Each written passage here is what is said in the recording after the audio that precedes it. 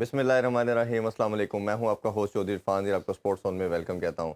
नाज़रीन, आज भारत में जो पूरी तमाम कैप्टन के साथ इफ्तारी तकरीब का इनेकाद हुआ, बड़ी शानदार किस्म की तकरीब हुई और उम्मीद करते हैं कि ये जो वर्ल्ड कप का जर्नी है आलमोस्ट 46 डेज़ का, ये बड़ा ज़बरदस्त रहेगा और टोटल 48 मैचेस का ये मुकाबला होगा। ये जंग होगी कि कौन इस आलमी वर्ल्ड कप का चैम्पियन बनता है।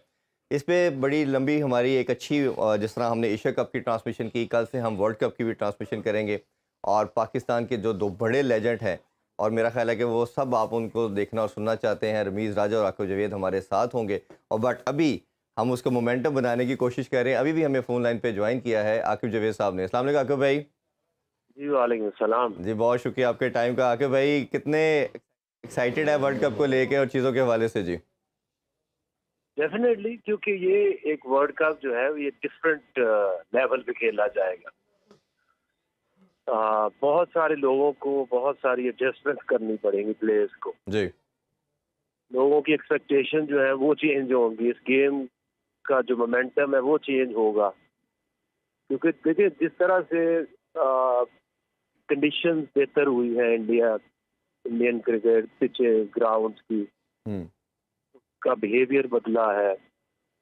और बहुत ज्यादा क्रेडिट आईपीएल के फ्रेंचाइजीज को भी जाता है जिन्होंने इतना जबरदस्त इंफ्रास्ट्रक्चर बनाया है। तो अब वो गेम जो 300 वाली थी वो 350 प्लस पे चली गई है। बिल्कुल ऐसे ही है। अच्छा, ये आके भाई और अब आपसे हमने ओबियसली पूरा वर्ल्ड कप आपके साथ साथ रहेगा, लेकिन कुछ चीज़ें मैं बिफोर वर्ल्ड कप भी आपसे ज़रूर हम जानना चाहेंगे। सबसे पहली चीज़ ये है कि जिस तरह हमने देखा कि बैटिंग ट्रैक है और प्रैक्टिस मैचेस में हमें आइडिया हो गया कि हर मैच 350 प्लस जाएगा। अब इसमें माइंडसेट क्या होना चाहिए टीम का, बैटिंग साइड का जो टॉस जीत रहा है ख़ास तौर पे? पहले बैटिंग करना चाहिए या चेज़ को प्रेफ़रेंस देनी चाहिए, क्योंकि टोटल प्लेसेड विकेट है और हमने देखा है ना बॉल सीम स्विंग करता है। इनिशियली 3 या 4 ओवर की गेम है सारी। और बॉलर की भी जो ग्रिप इंडियन पिचेस के ऊपर उनकी रनआउट थी कि बॉल बहुत ग्रिप करता है, वो भी ऐसा नज़र नहीं आ रही। तो कैसे देखते हैं इस चीज़ को आप? देखिए, इसमें सबसे जो क्रूशल चीज होगी वो ड्यू फैक्टर होगा। हुँ। उसकी वजह ये है कि ड्यू से और आसान हो जाता है। हुँ। और दूसरी जो चीज करना ये चाहिए कि विकेट टेकर्स खिलाएं। हुँ। जो गलती कर गए हैं वो अब उसको पता नहीं कैसे दुरास सीधा कर सकेंगे। इब्रार एक ऐसा बॉलर है जो मोस्टली जो वाइट टीम्स है उनको जरूर वो तंग कर सकता था। जी। Teams like south Africa, even England, Australia, New Zealand, ji. You know Netherland, इनके लिए तो देखिए आप दिखते नहीं दिखते आप कोई टोटल डिफेंड कर ही नहीं। बिल्कुल ठीक। आप रन कंटेन नहीं कर सकते। आप किसी को आउट करोगे तो फिर ही प्रेशर आएगा, नया प्लेयर आएगा, थोड़ा सा टाइम लेगा। बीच में विकेटें अगर नहीं गिरेंगी आप नहीं डिफेंड कर सकते। तो इनके पास अब जो विकेट टेकर है वो कौन है? शाइन है। हुँ। फिर हारिस है, मिडिल में आता है। हारिस के साथ किसने बॉलिंग करनी है? वो प्रेशर रोकेगा एक तरफ से, कुछ टाइट बॉलिंग होगी तो फिर हारिस अटैक कर सकता है। अच्छा कि भाई, एक और चीज़ मैं आपसे जानना चाहूँगा, एक जो मोमेंटम था ना शाहीन का और हारिस का, इसको कॉम्प्लीमेंट बड़ा अच्छा कर रहा था नसीम शाह। नसीम शाह जैसे ही हमने देखा आउट हुआ तो इन दोनों पे भी प्रेशर आ गया समहाउ और हम देख रहे हैं कि इन दोनों को रन्स भी काफ़ी कंसीड होना शुरू हो चुके हैं। तो ये आप कैसे देखते लेकिन हैं कि हसन अली क्या नसीम शाह की जगह कवर कर सकता है? और क्या आपके ख्याल में अगर तीसरे बॉलर के तौर पे अगर ज़मान खान को मेन स्क्वाड में रखा जाता तो क्या ये बेहतर ना था? देखिए, बिल्कुल आपने ना ये जब बॉलर्स को आप एक उनकी कंपोजिशन बनाते हैं तो उसमें आपने ये देखना होता है कि ओके मेरे न्यू बॉल बॉलर कौन है, मिडल में कौन है, डेथ में कौन है। जी। और ये जो मोहम्मद वसीम की सिलेक्शन है ये मेरी समझ से बाहर है। हुँ। उसको मैं देखता हूँ नया बॉल तो कुछ नहीं नजर आता। उसको मिडिल में बॉलिंग का सोचता हूँ तो उसमें भी आपको यू नो बॉल करना होता है हार्ड लेंथ के ऊपर। जी। कंसिस्टेंटली आप वहां से डॉट कर लो। फिर आपके पास कोई ऐसा स्लोअर वन डिलीवर करती है जिससे आप विकेट का चांस बनाते जी। हैं। और फिर एंड में भी अगर एक बॉल रिवर्स हो रही हो तो you can ball yorker. Yes.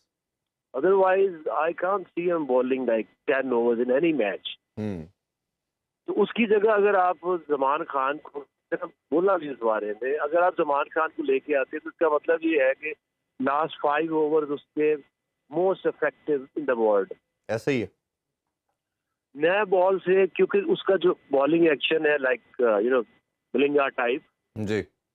इससे दुनिया में 80% players don't want to face it. अभी पतिराना की मिसाल लें तो जो श्रीलंकन है 19 ईयर्स ओल्ड, उसने भी वही इम्पैक्ट डाला तमाम टीमों के लिए। देखिए ना, आप यूज टू ही नहीं है ऐसे बॉलर को खेलने के। तो ये जब आता है, जैसे बहुत सारे ऐसे प्लेयर्स हैं, जैसे गुरबाज है, उन्होंने कहा सिर्फ यार क्यों लगा देते हैं। तो आपने ये देखना होता है कि एक प्लेयर की यूटिलिटी क्या है, उसकी अहमियत क्या है। तो ये बहुत बड़ा 2 गलतियां कर गए। एक, इमाद वसीम को दूर रखा इतनी देर टीम से कि उसका तो मैं कह भी नहीं सकता उसको खिलाना चाहिए, क्योंकि तो वो 2-3 साल से तो वैसे ही गायब है जी। एक वो गलती है जो प्लानिंग की, लॉन्ग टर्म प्लानिंग में गलती है। और अभी आपके पास अगर रिसोर्स है तो आपके पास जो अबरार है, ये होना चाहिए था आपके स्क्वाड के अंदर। और दूसरा आपका जमान खान होना चाहिए था मोहम्मद वसीम की जगह। तो आके भाई, ये जिस तरह हम बात कर रहे थे कि पाकिस्तानी बॉलिंग लाइन दुनिया की सबसे बेस्ट बॉलिंग लाइनअप है, अब ये सारे प्रॉब्लम के साथ चले, अब तो टीम भी अनाउंस होगी, स्क्वाड भी आ गया, इमाद की आपने बात की, जमान स्क्वाड में नहीं डाला गया, रिजर्व में है, और रिजर्व तब तक नहीं खेल सकता जब तक आपके स्क्वाड के किसी मेंबर को इंजरी नहीं हो जाती खुदा न खास्ता, और उसकी जगह पे वो आएगा। तो ये जो, और दूसरी तरफ देखा जाए तो हमारा सबसे मेन प्लेयर जो मुझे लगता था मिडल ओवर में हम देखें तो शादाब था। शादाब या किसी दौर में हसन अली भी रह चुका है, जब वो इफेक्टिवनेस मिलती थी। अभी क्या हो रहा है, इवन दो शाहीन और हारिस ने बड़ा अच्छा परफॉर्म भी किया, बट हमारा प्रॉब्लम अगर 2-2.5 साल की क्रिकेट देखें, 15वें ओवर से लेके 25 या 30 ओवर तक हम आउट नहीं कर पाते। तो जहां हमें ऑपोजिशन को 200 से अंडर आउट करना चाहिए, हम क्या करते हैं 250-300 करवा जाते हैं। वो नेवरदलेस के एशियन पिचेस पे हम मोस्टली मैचेस खेल रहे हैं, मैच तो जीत जाते हैं, बट कहीं ना कहीं हर मैच में हम 50, 60, 70 रन, 80 रन ज़्यादा दे देते हैं। अब वर्ल्ड कप में ऐसा नहीं होना, टीमें तगड़ी हैं, प्योर बैटिंग विकेट्स हैं, ये तो 350-400 बनेंगे। तो जो एक प्रॉब्लम ऑलरेडी हमारे पास एग्जिस्ट कर रहा था, अब हमें तो लगता है कि वो उससे ज़्यादा बढ़ गया। इसको कैसे देखते हैं कि टीम कैसे कोप अप कर सकती है इन द वर्ल्ड कप? देखिए ना, जब भी आप सोचते हैं कि आपने वाइट बॉल क्रिकेट है, वनडे क्रिकेट है, तो आप दुनिया की सारी टीमें देखो, जिसके पास एक वर्ल्ड क्लास स्पिनर है, they are very confident. Gabba की सूरत में ऑस्ट्रेलिया इज वेरी कॉन्फिडेंट। ऐश्वर्यन और कुलदीप के साथ Indians are very confident. Jadeja भी है उनके पास। इसी तरह न्यूजीलैंड के पास सेंटनर है, विच इज वेरी गुड। एक सऊदी भी है जी। जब हमारी बारी आती है, तो जब आप सोचते हैं कि आपने कहीं भी दुनिया में खेलना, you need one world class spinner. तो जब आप इंडिया में खेलेंगे तो आपको तो you must have one outstanding spinner जो एक थ्रेट हो, राशिद खान जैसा बॉलर हो। अगर आप पाकिस्तान की परफॉर्मेंस देखते हैं, जहाँ जहाँ भी अच्छी हुई है, तो वहाँ जो मिडिल में जो स्पिनर है, वो आपके पास एक लाजमी वर्ल्ड क्लास रहा है। सईद अजमल हो, यासिर शाह हो, या शादाब ने जिस तरह से 2 साल 1.5 साल पहले वो बॉलिंग करता था, अब उस तरह से उसकी वो बॉलिंग में इफेक्टिवनेस नहीं है, उसका कोई प्रेशर नहीं है अपोजिशन के ऊपर। तो इसीलिए अब तो जो है वो है। ये जो आप थोड़ी सी ऑप्शंस लेके 2-2 साल गुजार देते हैं, नए लोगों को मौका नहीं देते, वीक टीमों के खिलाफ भी आप वही बाबर ने खेलना है, रिजवान ने खेलना है, शहीन ने खेलना है, हारिस ने खेलना है, आप कब करोगे? अच्छा आखिर भाई, एक मैं बैटिंग के हवाले से भी आपसे जानना चाहूँगा। बड़ा अनफॉर्चुनेट है कि जिस तरह आपने बात की, हम यंगस्टर को चांस नहीं देते, जैसे रोटेशन पॉलिसी ऑस्ट्रेलिया की होती है, या इंग्लैंड ने बड़ा शानदार एक 4 साल में एक ब्लेंड किया कि हर मैच के बाद किसी एक प्लेयर को रेस्ट दे के दूसरे को चांस दिया जाता है, तो स्क्वाड सारा खेलता है। अनफॉर्चुनेटली हमारा ये कल्चर का पार्ट नहीं रहा, और इस टीम ने तो बिल्कुल चेंजिंग नहीं की। फ़ायदा चले उसका 20-30% ये ज़रूर हुआ कि आप रैंकिंग में 1-2 दफ़ा नंबर 1 आ गए, क्योंकि कंसिस्टेंट खेल रहे थे। बट जैसे ही किसी को इंजरी होती है तो आपके पास डगआउट में ऐसा प्लेयर ही नहीं होता कि जिसको आप रिप्लेस कर सके। दूसरा, ये बैटिंग के हवाले से ये जानना चाहूँगा कि फ़खर मेरी नज़र में, और शायद सब जानते हैं कि सबसे बड़ा मैच विनर है बैटिंग में अगर हम बात करें, जब वो परफॉर्म नहीं कर रहा तो मेरी नज़र में तो जब हम बाकी बॉलर्स का रो रहे हैं, बैटिंग का हमारा मसला बहुत ज़्यादा बढ़ गया कि फ़खर रन नहीं कर रहा तो पूरी टीम ही रन नहीं कर रही। और जब 350 की बात कर रहे हैं वर्ल्ड कप में, तो फ़खर रन नहीं करेगा तो 350 कौन करेगा, क्योंकि किसी का स्ट्राइक रेट ही इस काबिल नहीं है कि वो इतना तेज़ खेल सके। तो ये आप एक तो फ़खर के रोल को कैसे देखते हैं, क्या सोल्यूशन है, क्योंकि आप उनके साथ काफ़ी अरसे से लाहौर के अंदर के कोच भी रहे। और दूसरा, दुनिया की क्रिकेट में मैं देख रहा हूँ कि हर दुनिया का जो चौथे नंबर का जो बैटर है वो सबसे सॉलिड टेक्निक वाइज है और जो अग्रेसिव भी है। हमारा चौथे नंबर पे कोई बैटर नहीं आता, रिजवान एज ए कीपर आके उस जगह पे खेल रहे हैं। ये दो पोजीशन को कैसे देखते हैं आप? देखिए, अगर आप इस पूरी अपनी बैटिंग को देखें तो आप इनके ना मैचेस निकाल के देखें। मेरे लिए भी शॉकिंग था, 16 मैच है इफ्तिखार के और हम उसे कहते हैं कि वो हमारा एक एक्सपीरियंस प्लेयर हमारे पास आ गया। ऐसे ही 24 मैचेस है नवाज के। हम्म तो हमने सैरे ज्यादा कराई है प्लेयर्स को, प्लेयर्स डेवलप नहीं किए। जी ऑब्वियसली जो आप एक पूरी टीम में देखते हैं तो एक फखर ऐसा है कि वो अगर उसका और बाबर का और रिजवान का अगर आप करियर स्ट्राइक रेट देखेंगे तो आपको लगेगा कि कुछ फर्क नहीं है ज्यादा। बट अगर आप जो मैच पाकिस्तान जीतता है या जिसमें 300 280 चेज होते हैं तो उसमें फखर की आप देखें स्ट्राइक रेट कितना अच्छा है। ऐसे ही और दूसरा अगर आप देखें तो दूसरा ये आता है कि एक इफ्तिखार है कि जो एक मिनी इनिंग्स लाइक 30-40 को एक कर सकता है।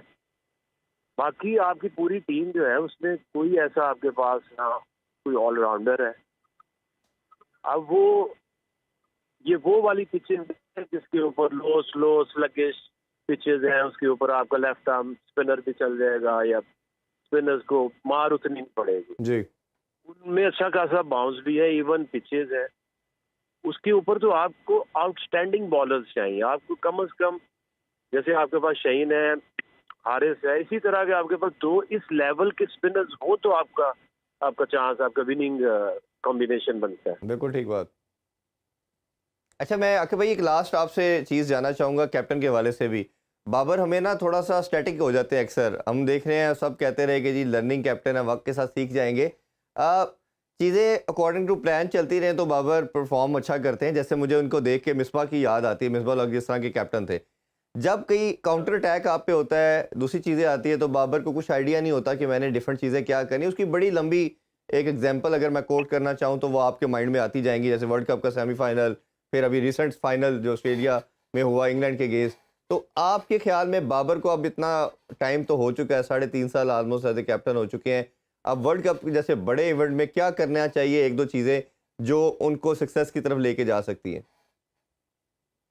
देखिए, एक तो आपको ना थोड़े से डिफरेंट एट टाइम्स टैक्टिक्स के साथ आना पड़ता है। मैं आपको मिसाल दे देता हूँ। शहीनशाह अफरीदी जब वो PSL में खेलता है तो अपनी बैटिंग से मैच जिता आ जाता है। जब वो पाकिस्तान टीम में एज प्लेयर खेलता है तो कभी कुछ सोच भी नहीं सकता कि उसको कोई बारी भी देगा।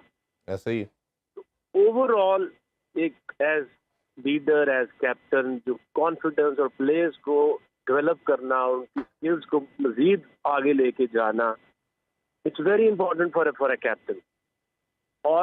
और चीजें करनी चाहिए। उसी तरह से वो लगा हुआ है, हारिस कराई जा रहा है। हारिस को आपने क्यों 10 ओवर कराए थे?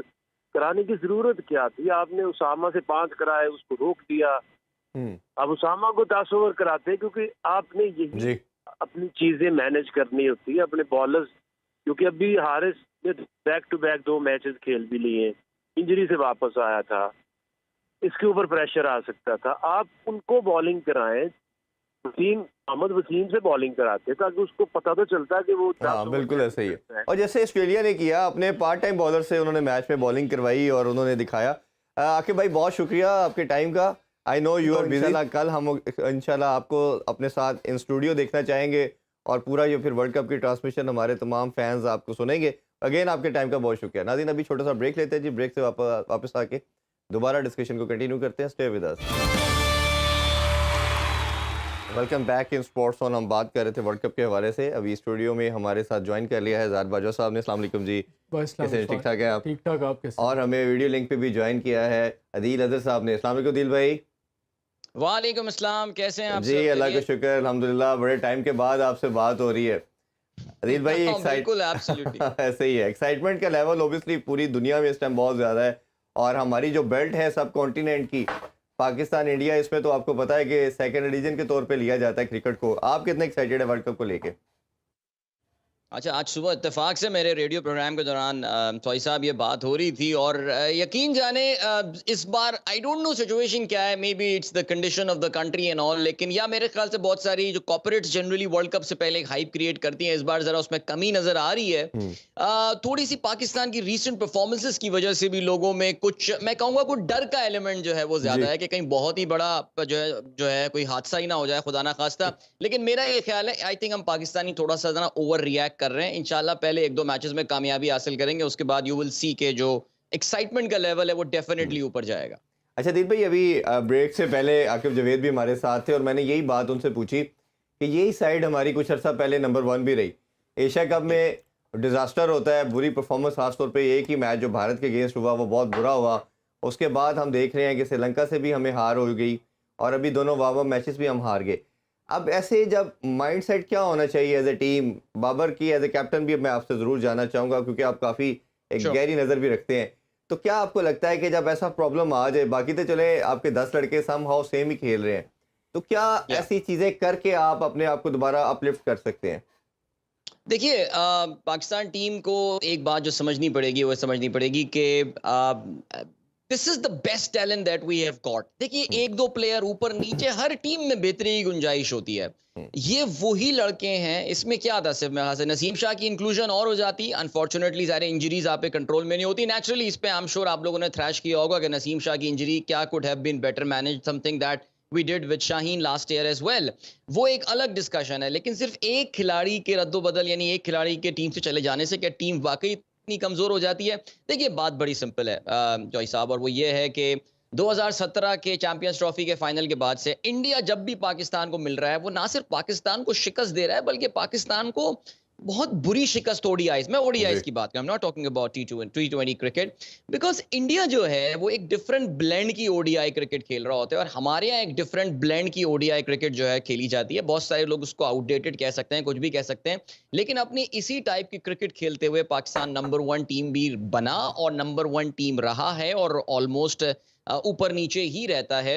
सिर्फ जो एक चीज की जरूरत है, जिस तरह बाबर ने कल अपनी इंटेंट शो की थी जाते ही, well for argument sake anyone can say कि जी ऑस्ट्रेलिया की वीक बॉलिंग उनके सामने थी, लेकिन थोड़ी सी अगर हम कहते हैं ना कि फाइन ट्यूनिंग कर लें अपने बैटिंग के स्टाइल को, रादर देन वो शुरू की जो हम ब्लॉक कर रहे हैं गेंदें, 3-4 ओवर कर लें ब्लॉक। ये जो ब्लॉक करने वाली चीज 10-12 ओवर तक हम ले जाते हैं और ये ऐसे सोचते ही। हैं कि जी आखिर में रन स्कोर कर लेंगे, उससे फर्क पड़ता है। तो very little thing, I think team को माइंडसेट अपना यही रखना है कि यार ऑलमोस्ट यही प्लेयर थे जो कि नंबर 1 बने हैं, यही इंशाल्लाह अच्छा परफॉर्म करेंगे अच्छा वर्ल्ड दिल कप भाई, में। एक I जो have no mind doubt. Set की मैं आपसे ज़रूर जानना चाहूँगा, फिर अजहार भी मेरे साथ है, वो भी आपसे क्वेश्चन करना चाहेंगे।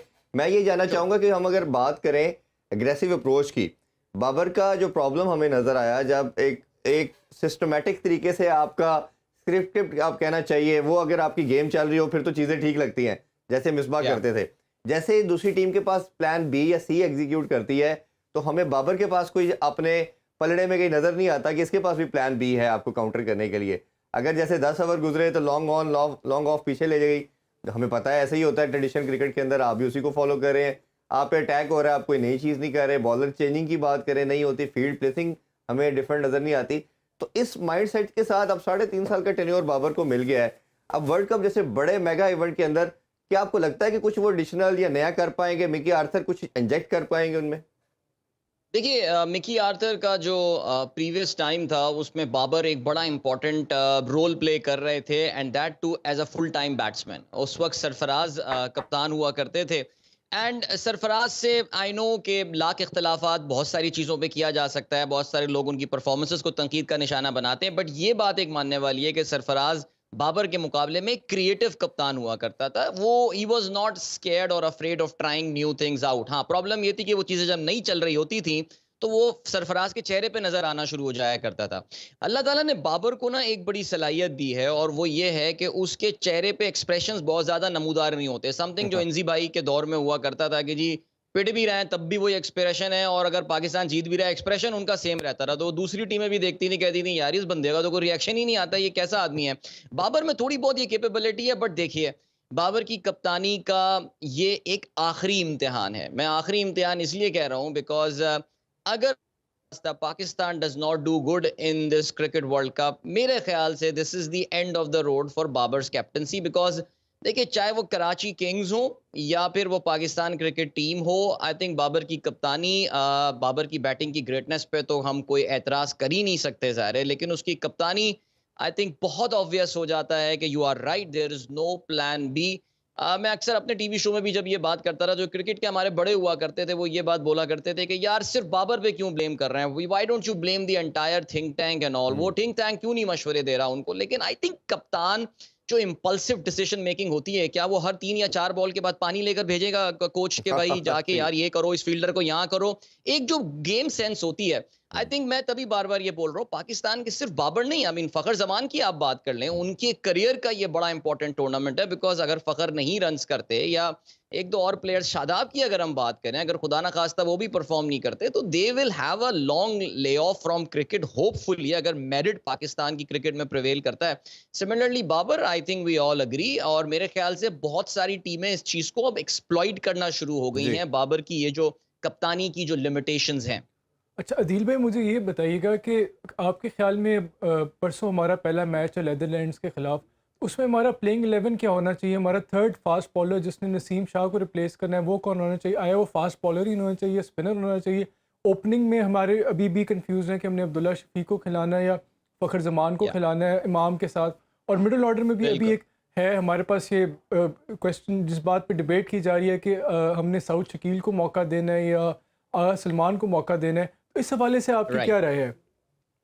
अच्छा देखिए, सबसे पहले तो चीज़ जो आ जाती है वो ये आती है कि we have to play Hasan Ali. कि जी मैं शायद उनकी सिलेक्शन का इतना बड़ा सपोर्टर ना हूं, लेकिन वार्म अप मैचेस में हसन अली, कहना पड़ेगा कि आपको हारिस रऊफ से तो बेहतर ही बॉलर नज़र आए हैं। हमने वसीम जूनियर को भी ट्राई करके देख लिया। वसीम जूनियर अगेन मेरे ख्याल से वसीम बहुत लकी प्लेयर इस लिहाज से रहे हैं कि उनको तवातुर के साथ मौके भी मिले हैं खेलने के, लेकिन उनकी बॉलिंग में वो बात नजर नहीं आ रही है कि हम उसे वर्ल्ड कप में डेब्यू करा दें उनका।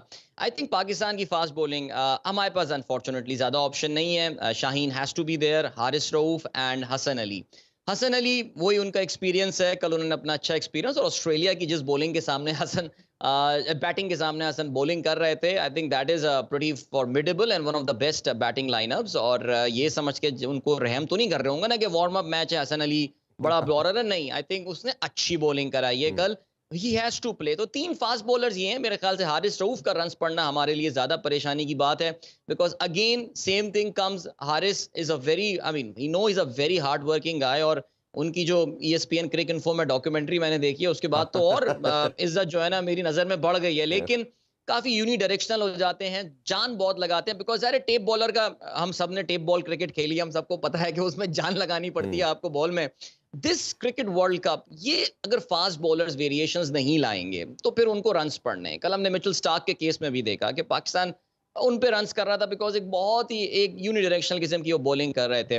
बाकी देखिए, मैं थोड़ा सा कंट्रोवर्शियल बात करूंगा। आज हमारे दोस्त, हमारे क्रिकेट का फोरम है जिसमें बात हो रही थी, और मैं तो जी I am all for resting Shadab. Shadab देखिए, एक होता है ना कि जी एक खिलाड़ी आउट ऑफ फॉर्म होता है कि जी वो चल रहा है और अचानक वो कोई 5-6 मैचेस में रन स्कोर नहीं कर पाता। देखिए आप इस साल के शुरू से उठा लीजिए, शादाब की परफॉर्मेंस जो है वो एक क्वेश्चन मार्क है। मैं तो कहता हूँ PSL में, आप T20 में देख लें, आप PSL में शादाब की परफॉर्मेंस जो है, चाहे वो उनकी लेग स्पिन बॉलिंग हो या उनकी जो रन स्कोर करने की कैपेबिलिटी है, वो मुझे काफ़ी डाउटफुल लग रही है। मैं तो जी I would go with 2 spinners, मैं नवाज के साथ जाऊंगा और मैं उसामा मीर को जो है वो मौका दूंगा। इसके अलावा Saud Shakeel is a part of my team. मेरे ख्याल से कल की टैक्टिक मुझे वाकई समझ में नहीं आई। आई एम प्रीटी श्योर, या अब देखें दो वजूहत निकल सकती हैं कल सऊद को क्यों नहीं खिलाया गया। या तो ये कि ही सो कंफर्म्ड कि जी इंजरी का रिस्क ना लें, Saud is a part of my playing 11। Hopefully Mickey Arthur is in Hyderabad now, वो थोड़ी सी कॉमन सेंस प्रिवेल करवाएंगे because Mickey is a very thinking person, we know about that. तो मेरा ये ख्याल है जी Saud has to be in the team because जिस तरह की कंडीशंस वहाँ पे होंगी, हमने ये भी देख लिया है उसमें अडेप्टेबिलिटी की। चाहे फास्ट खेलना हो तो वो फास्ट खेलेगा, he can play creative strokes as well. Against New Zealand हमने ये देखा था। और एक और चीज़ जो है वो ये कि जी मेरा ये ख्याल है कि I will still go with Fakhar Zaman at least. ये पहले 2 मैचेस में तो फ़खर को हमें चांस देना पड़ेगा। अब्दुल्ला शफ़ीक को फ़िलहाल जो है वो हम ज़रा अच्छा, एक कहते हैं एक कि थोड़ा वेट अदील ऑन कर भाई, लो। एक जी। एक और क्वेश्चन इधर आता है। जैसे ओपनिंग की बात करें, अब फ़खर, मेरा भी डेफिनेटली ये पॉइंट ऑफ व्यू है और अभी आके भाई से भी यही बात कर रहे थे कि जब हम 350 की बात करते हैं, क्योंकि अब हर मैच में बड़ा क्लियर नज़र आ गया है, तमाम टीमों ने बिल्कुल। रन्स करके बता दिए कि ये इन विकेट्स के ऊपर 350 भी शायद सेफ नहीं है, क्योंकि टोटल ट्रू। 63 विकेट है, बैटिंग ट्रैक है, बैटिंग पैराडाइज कहना चाहिए, तो उसमें आपने 350 को तो मस्ट टारगेट करना है। पाकिस्तान के जो राइट। बैटिंग स्टाइल है, जो एवरेज स्ट्राइक रेट बाबर का है या रिजवान का है या बाकी आने वालों का है, किसी का भी ऐसा नहीं है एक्सेप्ट फ़खर कि जो एक्सीलरेट लंबा करके बड़ी हिटिंग करके आपको दे सकता है। तो अब अगर फ़खर के साथ हम जाते हैं और लेट्स सपोज कि वो नहीं परफॉर्म करता, तो फिर हमारे पास 2 ऑप्शन है। एक तो हम एक ऑप्शन की तो हुँ। बात सब कर रहे हैं कि अब्दुल्ला शफीक के साथ हम जाएं। मैं इसको इस तरह देखता हूं कि आपकी दुनिया के जितने भी टॉप क्लास टीम है, उनका बेस्ट बैटर नंबर 4 पे आता है। हम नंबर 4 ठीक है। पे रिजवान को भेज रहे हैं। Rizwan is not a technical sound batsman, वो तो मनूवर करता है, आगे पीछे मार के वो रन्स करता है।